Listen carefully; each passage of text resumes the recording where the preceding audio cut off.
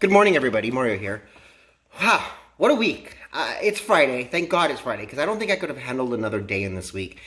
From obviously Veterans Day, which was a holiday, to the shift show, which was a bunch of shift, really. It was clowns. It was a joke. I mean, they're sitting here trying to bring in a witness that doesn't exist. They're trying to bring in a whistleblower who nobody can seem to find, and nobody seems to be able to nail down what they actually said. And then on top of all of that, throw in a drag queen. Why not? She's over here with this new media going, look at me with my new phone, doing my thing. We're over here talking impeachment. Girl, you look like Meghan McCain out there. I'm sorry. I don't have time for any of that. What I do want to talk to you guys about today is this transgenderfacts.org page on Facebook. They seem to think that they are the end-all, be-all on LGBT exclusivity, to the point now where they're out there commenting and saying that if you're a Republican LGBT, you don't deserve to be part of my party, you're excommunicated from the community.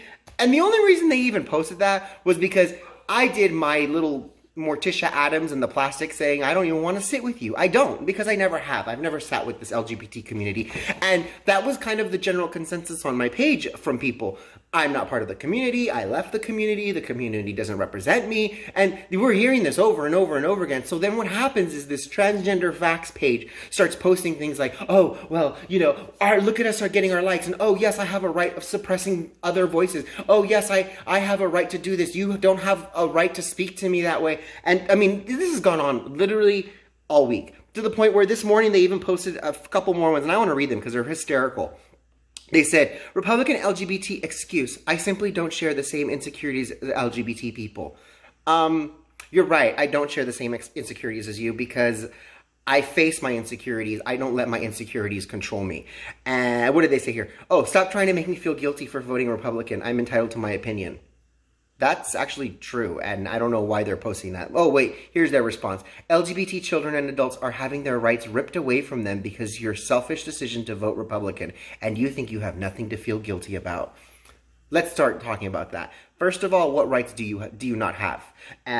You don't have the right to marry? You do. You don't have the right to be who you are? You do. You don't have the right to butcher your genitalia? You do.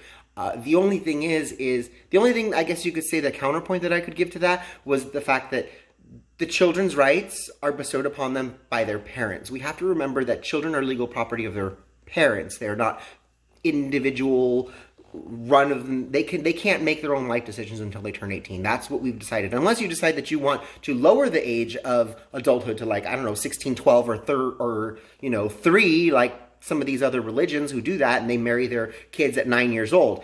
Sorry, this is America. We don't really do that, and children are property of their parents, and their parents make the decisions for them, regarding their upbringing and regarding on how they're going to live their lives. When they turn 18, they can do whatever they want. They can chop their penis off. They can have their boobs removed, whatever they want to do. But until then, unfortunately, we're not promoting that, and most LGBT conservatives will agree with you on that.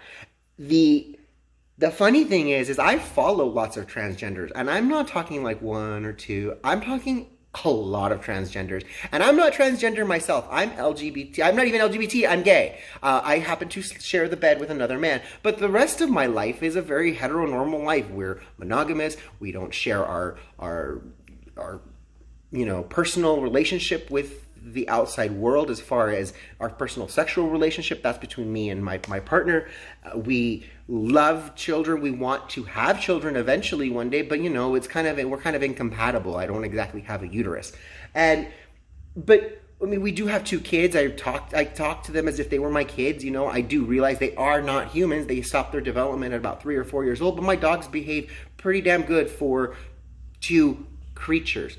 And this is the story that I hear from conservative Republicans over and over and over again. They lead what are called heteronormal lives. Their lives are no different than a heterosexual. The only difference is the person they choose to sleep with. They're not out there throwing their boobies out there, throwing their penis out there, trying to get the next hookup. There are gays who are like that, and that is a part of the community that I completely disavow. I don't do any of that, and I don't want to be part of any of that. That's what's happening, is you're seeing this schism between this LGBT community and LGBT conservatives who are like, you guys aren't a faith. You're not a church. You're not a religion. But you demand that I follow every single thing that you say to the letter. If GLAAD comes out with a new outrage, we all should be outraged. If GLAAD decides, the HRC decides to boycott some sort of business, we should all be boycotting the business. That is a religious institution that I don't want to be a part of, because my religion was taught to accept other people, embrace their differences, but at the same time stand up for yourself. I'm sorry, I'm going to tell you right now, the Crusades were a response to incursion. They responded to the bullying that was happening to them. They were Christians and Catholics being persecuted by another religion, and they finally stood up. That's what we're supposed to be doing. What's happening with this LGBT trans page or whatever this thing, this transgenderfacts.org, is telling me what to think, what to do, how to feel, and I'm telling them I don't have to, and everyone behind me is saying the same thing, and they're losing it. They're losing their shit. Sorry, you don't get to tell me how I'm supposed to feel simply because of who I choose to spend the night with. That doesn't work that way. And here's my little burn book. You guys have never seen my little burn book. I'm sure you guys have seen me kind of look away from the camera. And this is where I write notes, things that I want to talk about to you guys. So if you ever see me just pull out this book and start writing, this is what I'm doing, is I'm writing out these ideas for things that we want to talk about. Because the truth is the LGBT movement was always based on love. Love, and acceptance. These transgender facts page on this internet, they're over here telling me that I need to learn to hate. I need to hate these people. I shouldn't be part of their group. And they're promoting exactly the opposite of what a faith is supposed to teach. A faith is supposed to teach love, inclusion, and forgiveness. And this Church of Transgender Facts.org seems to think that they can tell me what to think. It doesn't work that way. And when they tell me, oh, we're excommunicated, I laugh, because that's like me going to Target in a red shirt and helping some lady get something off of the highest shelf, and I'm short myself. I'm going to climb that sucker. And I climb that, and all of a sudden the manager comes over and goes, hey, you need to get down from there. Who are you? We're going to write you up. And I'm going to look at them and be like, Mama, who? I don't even work here. I just want a red shirt. And I'm over here. No, get out of here. And that's exactly what's happening with this transgender facts. They're losing it. And they can go ahead and keep losing it, because when they're over there, because Trump was reelected again, we're all going to go, honey, here, let me wipe those tears.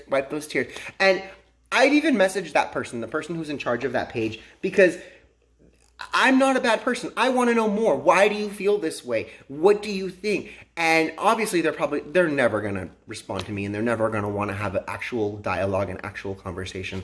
But my hope is that maybe they will. And I'm not telling you guys to attack them and make them feel like crap, because, hey, you know what? We're just giving them views, and they're over here going, look at me, I've got so many views.